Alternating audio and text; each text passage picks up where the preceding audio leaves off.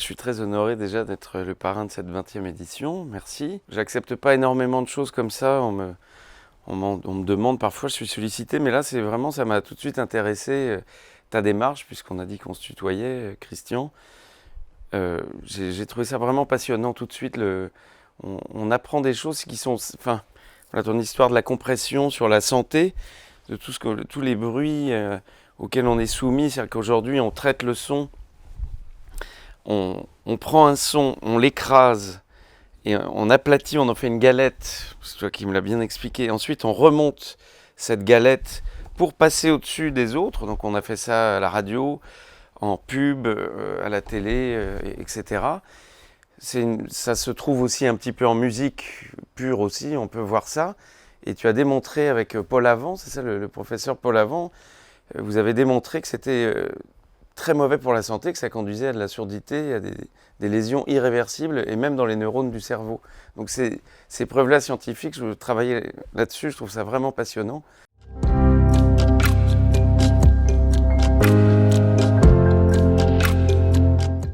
Oui, c'est vrai que j'adore la musique, hein, évidemment, sous toutes ses formes, mais c'est fou de voir comme on peut découvrir, par exemple, sur certains vieux vinyles enregistrés en analogique avec un bon gramme, des gros vinyles bien épais, avec un bon ampli à lampe et des bonnes enceintes, on peut avoir carrément l'impression d'être dans la pièce avec les musiciens, avec le contrebassiste ou avec le saxophoniste.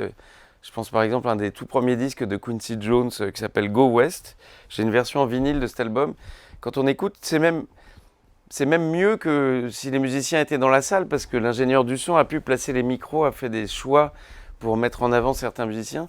Après, j'ai écouté le même disque en CD, et c'était pas trop mal. Et après, le même disque en streaming sur un téléphone dans une chaîne, c'était carrément horrible, quoi. C'est-à-dire que c'était vraiment inaudible. C'était très très laid. C'est-à-dire il y a beaucoup de musique où la beauté du son et du timbre est très importante. Et moi, j'essaye de faire de la musique plutôt comme ça, mais il y en a plein. Jusqu'ici, la musique, c'était quand même plutôt ça. Et c'est triste d'avoir perdu pendant toutes ces années là, de streaming. J'espère que ça va revenir avec la 5G, tout ça, parce que, voilà, comme tu sais, quand on va pouvoir donner plus d'informations en direct, on pourra avoir, du coup, des sons de meilleure qualité, quoi.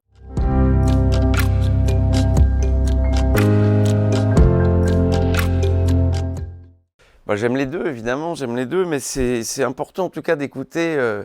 Je me rappelle d'un titre dont j'étais très fier, que j'avais écouté comme ça sur une plateforme, et je dis mais c'est pas beau, c'est pas ça que l'on a fait. Mais là je reconnaissais plus ma voix, on avait retiré de l'âme à ma voix, on avait retiré des basses, des profondeurs, parce que c'était compressé. Alors l'autre type de compression dont on parle, parce qu'il y a la compression comme ça et comme ça, tu nous raconteras, moi ça me passionne ces histoires-là, je trouve que c'est vachement intéressant d'en parler.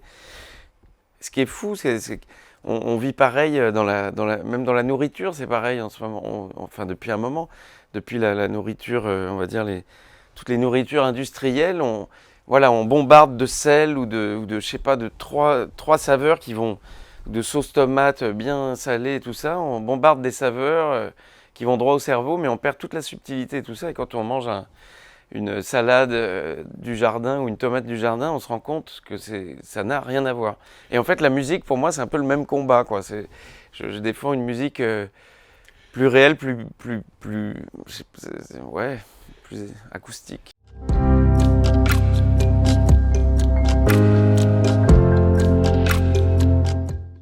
Le travail de l'ingénieur du son a été extraordinaire.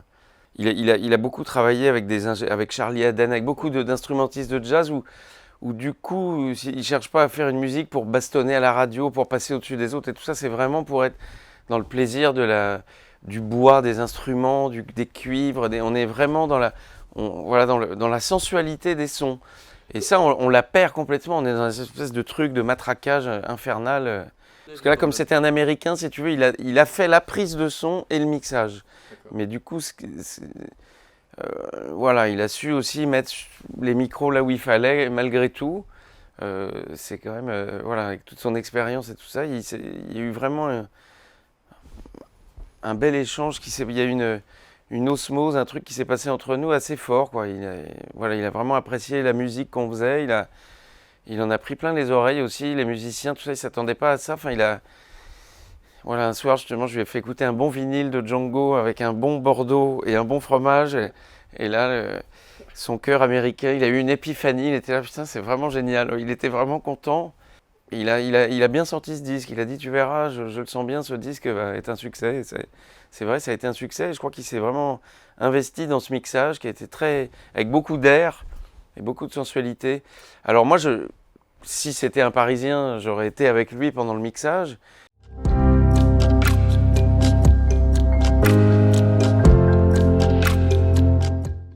Savoir s'écouter, savoir se parler, le besoin de silence, déjà on parlait, le besoin de musique ne peut se faire qu'après avoir eu du silence, un peu de calme, parce que si on est dans un bruit permanent et que la musique devient de plus en plus bruyante puisqu'on la compresse de plus en plus, on est dans un monde aussi où tout le monde parle pour ne rien dire un peu, tu vois, bon, j'espère qu'on va pas faire la énième interview, il y a tellement d'informations. On ne sait plus où donner de la tête, on ne sait plus où donner du cerveau, on ne sait plus où donner de l'oreille. Il y a tellement de musique, il y a tellement de films sur le net, il y a tellement de documents, de trucs. On ne sait plus comment... et du coup, cette profusion fait qu'on n'a plus le temps de s'écouter les uns les autres parce qu'on est pressé, quoi. On se dit, tiens, on n'a plus le temps d'écouter quelque chose ou de voir un film, il faut vraiment... Alors, est-ce que peut-être on devient de plus en plus difficile devant toute cette profusion? Peut-être que... Moi, je sais que, je sais pas, j'ai vu un film qui m'a bouleversé, Le vieil homme et l'enfant, que j'avais jamais vu. Et c'est calme, on est dans un autre monde comme ça. J'ai pas du tout eu envie de regarder mon téléphone portable pendant le film. Mais si on s'ennuie un peu, on a tout de suite envie de faire autre chose ou de voir autre chose, ou on zappe, quoi. On a le truc de zapper. Je pense que c'est dur de savoir écouter quand on a l'impression qu'il y a toujours plus intéressant ailleurs, ou que, je sais pas, mais dans toute cette cacophonie, dans tout ce bruit, c'est évident que on est de plus en plus nombreux sur la planète et on s'écoute de moins en moins les uns les autres.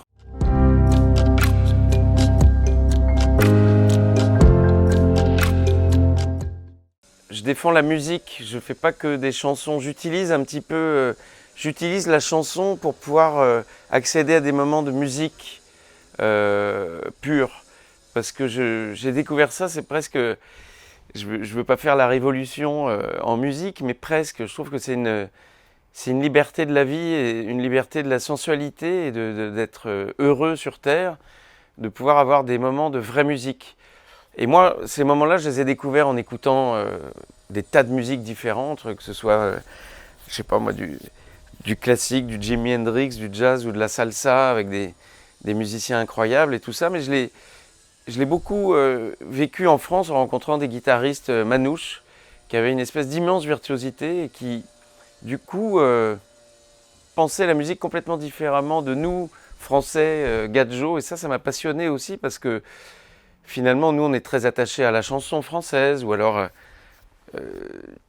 il va y avoir des musiciens qui vont beaucoup jouer de la musique américaine ou copier les Anglais. Bon, ce qui m'a intéressé chez les manouches, c'est qu'ils sont fous de Django Reinhardt, mais fous aussi d'autres musiques. Ils vont être fous de George Benson, de Frank Sinatra. Ils ont complètement une autre approche. Et puis surtout, quand on joue de la guitare chez les manouches, c'est pas un truc où tout le monde les gens écoutent mais font pas silence forcément. Et s'il y a quelqu'un qui joue bien, les gens applaudissent, encouragent. Ouais, c'est super, c'est festif.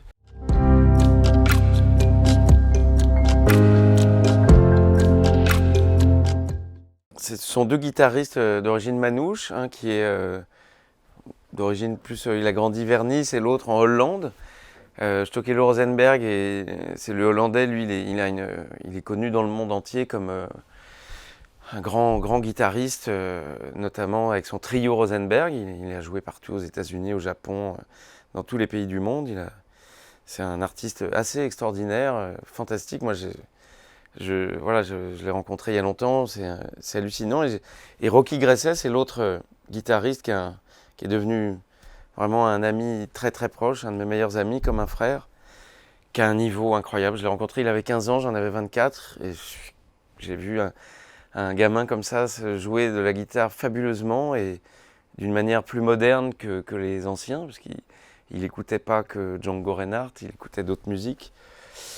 Et voilà, et je joue beaucoup, je travaille beaucoup avec Rocky Gresset parce que c'est une chance de l'avoir. Il est tellement virtuose. C'est moi du coup moi je me sers un petit peu de ma notoriété en tant que chanteur. Bon, je joue de la guitare aussi évidemment, mais pas à leur niveau. Mais je m'accroche. Je fais tout pour faire passer des moments. C'est c'est c'est pas de la vulgarisation, c'est juste faire de la bonne musique, quoi. C'est faire de la bonne musique et donc je veux par contre, on sera un petit peu frais parce on a joué que 2, 3 fois ensemble, on sera un petit peu frais, mais je suis tellement pas inquiet parce qu'ils jouent tellement bien, ça sera de leur laisser de avec en chantant aussi quelques chansons parce que je trouve que c'est toujours agréable de la musique instrumentale, j'adore ça, mais c'est bien aussi quand on peut y mêler un petit peu le chant. Enfin, c'est voilà, la chanson et la musique n'ont pas à être opposées, elles peuvent vraiment bien se marier, au contraire, c'est vraiment des cousines très proches. Et donc là, voilà, je ne sais pas encore exactement la teneur, on a réfléchi à quelques chansons qui pourraient vraiment bien aller à Stokelo et Rocky, faire des belles choses. Et j'ai hâte parce que ça va être un bonheur, quoi, vraiment.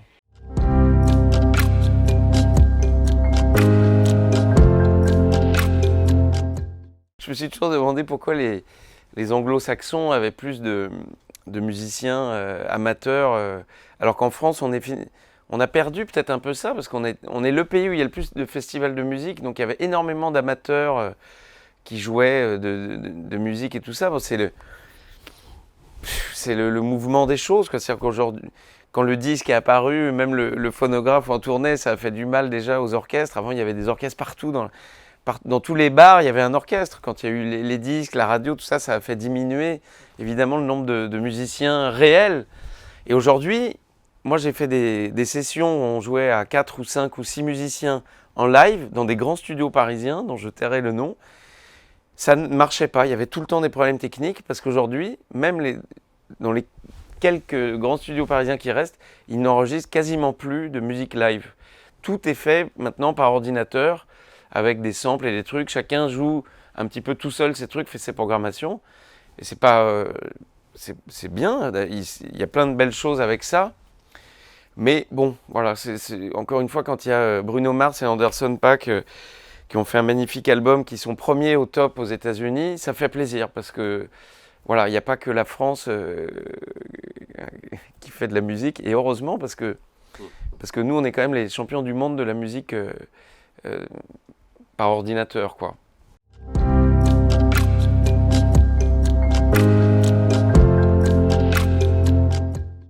J'aime pas les oreillettes parce que dans les oreillettes, depuis 15 ans, j'essaye ça, tous les 3 ans, j'entends, mais ça a changé, il y a un nouveau système, c'est vachement mieux maintenant. Mais la vérité, dans un tout petit haut-parleur, on ne peut pas rendre les finesses d'un haut-parleur grand comme ça, de guitare. Quand je joue de la guitare électrique, j'ai envie d'entendre le son qui sort de l'ampli, le son qui est restitué par 12 millions de conduits et par un petit truc comme ça en HF. On a l'impression de jouer un truc en plastique, quoi. Autant faire tout de suite prendre des, des instruments Fisher-Price. Non mais j'exagère un peu. Et puis après, il y a certaines fois, on est obligé d'avoir des oreillettes dans certaines salles, certains concerts, quand on bouge dans la salle et tout ça. Bon, c'est pas horrible, mais le plaisir, la sensualité. Alors, bon, après, il y a le problème des décibels. C'est vrai que là, je suis confronté en ce moment avec la tournée avec mon père. Il y a beaucoup de décibels sur scène. Et moi, le premier, parce que ça joue, voilà, on envoie un peu du rock and roll, quoi. Et c'est pas facile. On peut mettre les meilleurs joueurs du monde ensemble, ça va pas être forcément la meilleure équipe. Les musiciens, c'est pareil. Il faut de l'entente, il faut être stimulé, être stimulé les autres. Il faut, je sais pas moi, si on rigole avant le concert, si on est bien, si on est heureux de jouer, si on a bien travaillé, et ben là tout va exploser. Alors que si chacun ne pense qu'à son petit truc, sans écouter ce qui se passe et les nuances, mais même avec des grands musiciens, là on est une tournée avec des immenses musiciens et tout ça, mais de temps en temps, tu vois, à un moment je fais un petit solo très léger à la guitare acoustique et certains musiciens continuent à jouer un petit peu comme ça pour à faire attention au tempo, à faire attention au truc, mais là en fait il faut vraiment si vous entendez pas ce que je joue ou ce que je chante, la musique veut plus rien dire, ça devient un truc formaté où tout le monde joue. Si tu veux, il faut s'aimer les uns les autres, mais il faut s'écouter les uns les autres.